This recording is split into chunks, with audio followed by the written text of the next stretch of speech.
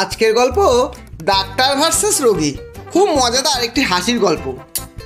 কোকাতে কোকাতে ডাক্তারখানায় এক রোগীর প্রবেশ। রোগী: ডাক্তারবাবু ডাক্তারবাবু আমাকে বাঁচান, অনেক দূর থেকে এসেছি, বাঁচান ডাক্তারবাবু। ডাক্তার: আরে আরে আস্তে আস্তে, কি হয়েছে কি আপনার? রোগী: ডাক্তারবাবু মনে হয় আমি আর বাঁচব না, পেট যে কিছুতেই বাগ মানছে না, যাই খাচ্ছি জলের মতো হয়ে বেরিয়ে যাচ্ছে। ডাক্তার: সে কি, কতদিন ধরে হচ্ছে? রোগী: তা প্রায় 10 দিন হতে চললো।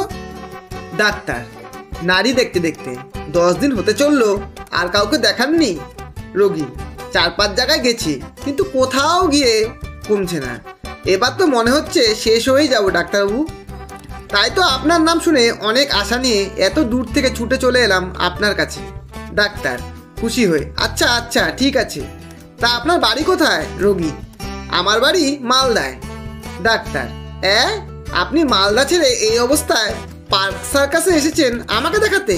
রোগী: আজ্ঞে হ্যাঁ, আপনার নাম শোনা মাত্রই মনে হয়েছিল সারাতে পারলে একমাত্র আপনিই পারবেন সারাতে। ডাক্তার: প্রেশার তো স্বাভাবিকই আছে দেখছি, তা আমি তো খুব একটা নামি ডাক্তার নই যে মালদায় আমার নাম ছড়িয়ে পড়বে। রোগী: আগে আপনার নাম শুনেই মনে হলো আপনিই যেন আমার শেষ ভরসা। ডাক্তার বিরক্ত হয়ে: আরে মশাই, আমার নামে কি এমন আছে?